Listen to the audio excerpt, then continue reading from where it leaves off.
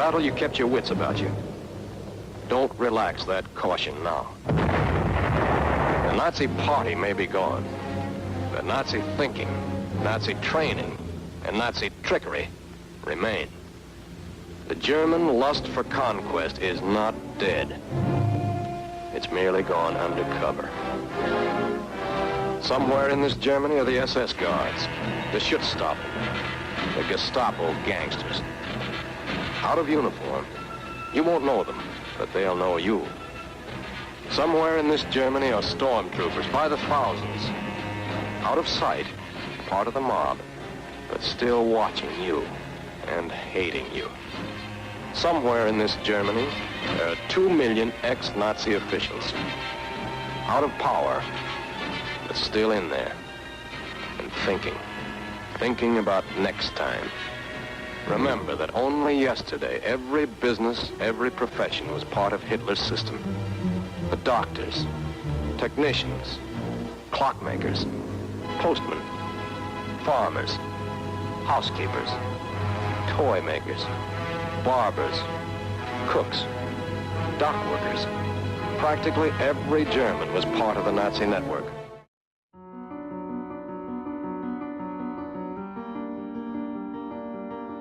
Over the course of World War II, more than 550,000 American Jews, including an estimated 10,000 Jewish women, served in the U.S. military. Towards the end of the war, while the Allied nations worked to govern Germany, many Jewish American GIs were stationed throughout Europe. As demobilization, the process of bringing American military personnel home after the war's end, escalated, the United States military found itself in need of personnel. Many of these GIs remained in Germany and other parts of Europe to support these efforts to maintain order and rebuild. For those at home, programs like the GI Bill paved the way for post-war life. From the American Jewish Historical Society, this is The Wreckage, Year Zero. I'm your host, Rebecca Naomi Jones. This week's episode, The GIs, begins back in the mess halls and barracks at military camps across the United States, where Jewish GIs and their fellow soldiers were sent for training. He is an American, prepared to accept his responsibility to protect and defend his nation and those he loves. That is the soldier's mission, a mission which has never changed. The modern soldier begins to accept his first responsibility. He must learn, and learn well, stronger, quicker, and more accurate than they. He is learning to be part of a team, where every man's life depends on how well his buddy has learned his job, a job that must be second to none. Joining us is Dr. Deborah Moore, professor of history at the University of Michigan and author of GI Jews, How World War II Changed a Generation. The military recognized 3 official faiths, Protestant, Catholic, and Hebrew, which was the term for Jew.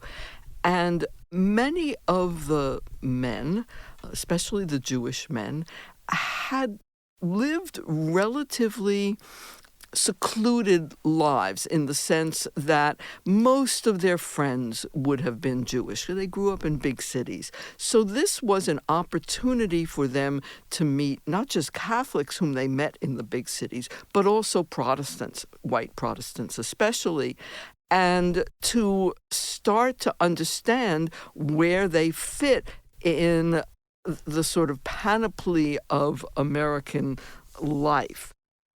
Before World War II, most non-Jewish Americans had never met a Jewish person before. For those enlisted, the military was the first opportunity that these young Jews and other fellow soldiers had to commingle.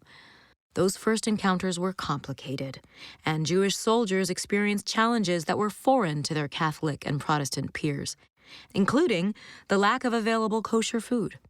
Arthur Artie Gorenstein, an 18-year-old soldier who had just completed his freshman year at the Teachers Institute of Yeshiva College, chronicled his daily life in the Army Reserves for his parents, Saul and Lillian. He writes to his parents even before he's actually got his uniform, and he describes getting up early in the morning, marching to the mess hall, and having breakfast. And it was a typical American breakfast, It was coffee and eggs and orange juice and toast and milk and ham. And he'd never eaten ham before. He'd never even thought about it because he didn't eat out. He only ate at home. His mother kept a kosher home, and he didn't know what to do with the ham and eggs. So he told his parents that he decided he needed it for energy, and he would eat it and sort of wash it down like he would an aspirin with the coffee. Now, all this is happening inside of him. The guys sitting at the table have absolutely no idea that he's struggling as a Jew to confront this new situation. The practice of, quote, eating ham for Uncle Sam, unquote, was just one of the ways that Jewish GIs had to assimilate to their new reality in the military. Artie's parents, who were socialist Zionists, had experienced a great deal of anti-Semitism in their own lives and feared that Artie would be isolated without a community of fellow Jews and discriminated against while serving. There were also times when the struggle to be a Jew was very public, where Jews were called nasty terms. Everybody had nicknames in the army. Many of those were ethnic slurs. But Jews had to decide whether they were going to respond, and if they were going to respond, how they were going to respond. Were they going to fight over it? Some guys got into fights every 10 days over the ethnic slurs. Other guys tried explanation to say what it meant to be a Jew. And to try to educate their fellow GIs. The reason this was so important, of course, is when you go overseas, you have to trust your fellow soldiers. You can't be worried about your back. They've got your back. And if you think that there's someone who's an anti-Semite who's behind you, you're afraid because of what might happen. So the experience of being a GI was complicated. Jews were just one of the religious and ethnic minorities subjected to bigotry in the armed forces. Soldiers of Japanese descent and black GIs were forced to serve in segregated units. Black soldiers were frequently relegated to menial jobs, and for many stationed in the Jim Crow South, they faced additional risk at the hands of both local police and vigilantes intent on enforcing their town's segregation laws. Abroad, Jews who were shipped off to the European theater were well aware that they could be targeted not just as Americans, but also as Jews. They debated what to do with those dog tags with the H on it, which labeled them as a Jew. And we know, let's say during the Battle of the Bulge, that when American soldiers were captured, there were whole units that threw away their dog tags just to protect the Jews in the unit. We know that flyers who flew over Germany had to decide, do they fly with the H on the dog tag, or do they take it off? Or maybe they substitute it. One of the guys I interviewed, he had two dog tags, one with a P, which he wore when he flew, and the other with a H, which he wore when he was not in the air. And there was real debate over it. But, the ones who chose to wear the H basically wanted the Germans to know that it was a Jew who was dropping the bombs. They had that sense of that was one of the battles that they were fighting. So Jewish GIs, they fought as Jews, they fought as Americans. Liberation began before the war in Europe was officially over, first in Italy and then France, before Allied troops reached Belgium and Germany. In France and Italy, American troops were greeted with a hero's welcome as throngs of people lined the roads to cheer, held out their arms to hug the soldiers, and cried tears of relief. The Jewish population that had been in hiding greeted the GIs as liberators, many of whom were uncomfortable with the label. Some of the freed European Jews tore off the yellow stars they had been forced to wear during the war and handed them to the Jewish GIs. The liberation of Germany was far more somber, and in the years after the war, veterans reported that the first thing they noticed was the smell of death around them. You never really get the smell of burning flesh out of your nose entirely, the author J.D. Salinger would later recall to his daughter, no matter how long you live. There were also Jewish GIs from Germany and Austria who had immigrated to the United States during the war, joining the army in exchange for citizenship. Trained at Camp Ritchie, 2,000 of these, quote, Ritchie boys, unquote, were Jewish refugees who had escaped Nazi persecution. They underwent training in intelligence and provided unique insight into the enemy. The Ritchie boys and other enlisted refugees were put to work in a variety of ways, both during and after the war. And they were used for translation, they were used for propaganda, they were used in interrogation. Their reaction was different from an American Jew who'd never been to Germany and didn't know German. The ones who go back often want to go back to their own town. They want to go back to seeing some of the people who had oppressed them. And there's a desire for revenge, but not outside the bounds of what would be considered proper protocol. There are other Jews who are more religious, and they very much want to try to help restore synagogues, and their anger is directed against Germans who have desanctified and ruined synagogues. So they see an effort for a kind of spiritual supremacy, right? I mean, that's their response, which is different from the German Jews who come to the U.S. and are in the military.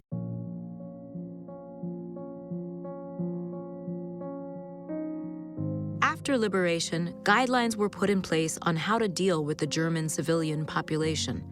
Among the most critical of these guidelines, no friendships, no intimate relationships, no fraternization of any kind with the Germans. We're not supposed to fraternize. And many GIs felt, yeah, this was absolutely right, that it wasn't just German soldiers who were Nazis. The whole German society had sustained Hitler, so men and women, older people, they too were, in that sense, responsible and guilty. And they didn't want to have anything to do with them. Most of the GIs are not, in fact, interested in fraternization. Many of them try to understand, how did this happen? They look at these people and they don't understand. How did they let such horrible things occur? So it's really perplexing from their point of view. And I think that there weren't any easy answers. I mean, they recognize, these GIs do, that these Germans are lying when they say they don't know.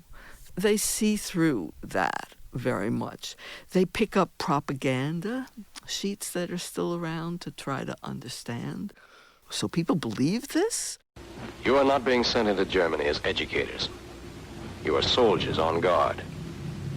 You will observe their local laws, respect their customs and religion, and you will respect their property rights.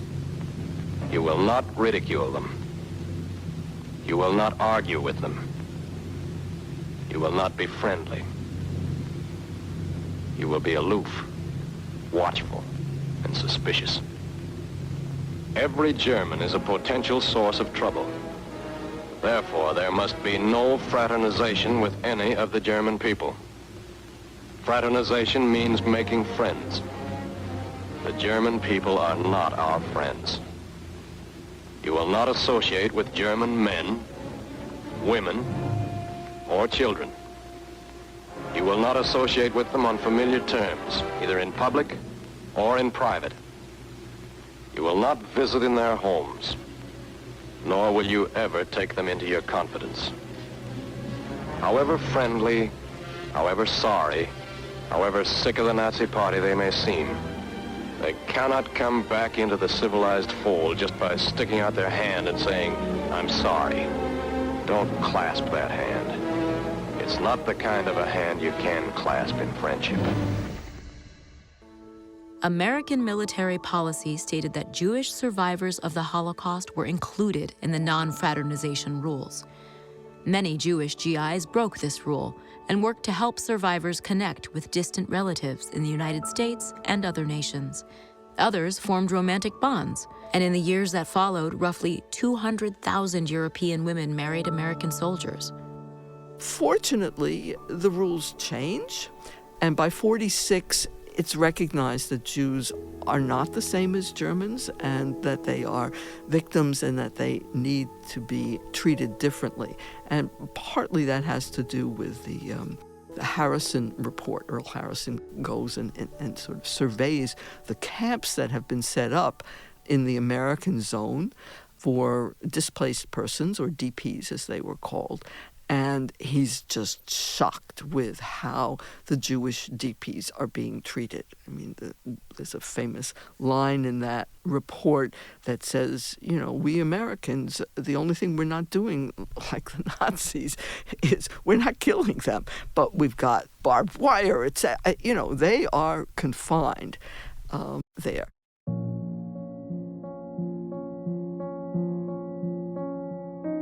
On December 28, 1945, the United States enacted the War Brides Act, which allowed foreign-born spouses, natural-born children, and adopted children of GIs to enter the country as non-quota immigrants. Under the Act's provisions, more than 100,000 people entered the United States over the next 3 years until the Act expired at the end of 1948. Even with the passing of the War Brides Act, the process to emigrate was arduous, and many families waited months and, in some cases, even years before they could be together. Over the next decade, the United States would pass a series of additional immigration laws that would weaken the tough restrictions that had been in place since 1924. While the American occupation of Germany would last 11 years, the military began the process of demobilization in September 1945. There was immense pressure from both soldiers and civilians to get the troops home as quickly as possible and to reintegrate them back into civilian life. There were stages to demobilization. Before returning home, soldiers were sent to one of 9 cigarette camps, tent cities that were set up near ports in France and Belgium until it was their turn to leave. Named for cigarette brands like Pall Mall, Philip Morris, and Lucky Strike, the camps were both a welcome refuge from the chaos of war and a recipe for boredom, frustration, and low morale. To pass the time, some soldiers found new passions and vocations and became politically active. One of the guys started a photo studio. A lot of people had liberated German cameras, right, from soldiers. And so he set up a photo studio and, you know, would take pictures and, you know, develop and print them and give them to the GI so they could send them home to people. Other people, there were among Jews, people who had ambitions to write. So they did writing. Some of the Jews were politically involved, and so they could reach out to Jews who were living, let's say, in France. There were quite a few of these camps in France where they helped to sort of organize them again into Zionist groups. And so there were a range of activities that people engaged in. And you know, there's this gap, right, between when VE Day and then VJ Day. And in the gap before VJ Day, there's always the possibility of being sent to the Pacific Theater. And, okay, come August, fine. Everybody's going to come home eventually, except for the peacekeeping. There's also opportunities for some of the soldiers, if they want to stay longer and not to demobilize them. And very often these are soldiers who feel a particular attachment to European Jews and want to help. After returning home, veterans were entitled to education, housing, and other benefits through the GI Bill, landmark legislation enacted in 1944 designed to reward service and make reintegration into civilian life easier. Now, the GI Bill did pay for 4 years of college, and many Jewish soldiers used that opportunity because before the war, they couldn't have afforded it. Now, in New York City, granted, there were free colleges, but elsewhere that wasn't the case. You could also, if you were a soldier, use the educational piece for graduate training or for law school or for, it was medical school. It was a very important part of the GI Bill. While the GI Bill was a success, some groups, including Black Americans who lived in the Jim Crow South, found that they were unable to fully participate in benefits and that they'd come home to the same prejudices that had plagued the nation before the war. A number of Jewish veterans returned home with deeper motivation to fight against anti-Semitism and racism, greatly influenced by their experiences fighting in a military and the relationships they formed across faiths and ethnicities. Many also became involved in the growing Zionist movement, having witnessed the post-war refugee crisis firsthand. The GI Jews also became a generation disenchanted with Europe, and in the years that followed, many veterans refused to go back to the continent or buy German goods, carrying with them the wounds of war. The problem now is future peace. That is your job in Germany. By your conduct and attitude while on guard inside Germany, you can lay the groundwork of a peace that could last forever. Or just the opposite. You could lay the groundwork for a new war to come. And just as American soldiers had to do this job 26 years ago, so other American soldiers, your sons, might have to do it again another 20-odd years from now. Germany today appears to be beaten. Hitler, out. Swastikas, gone. Nazi propaganda, off the air. Concentration camps, empty. You'll see ruins. You'll see flowers. You'll see some mighty pretty scenery. Don't let it fool you. You are in enemy country. Be alert, suspicious of everyone. Take no chances. You are up against something more than tourist scenery. You are up against German history. It isn't good. This book was written chapter by chapter, not by one man, not by one Führer. It was written by the German people. From the American Jewish Historical Society, I'm Rebecca Naomi Jones. This episode was written by Executive Director Gemma R. Birnbaum. Recording, sound design, and mixing were done at Sound Lounge. Archival material is courtesy of the collections of the American Jewish Historical Society and the U.S. National Archives.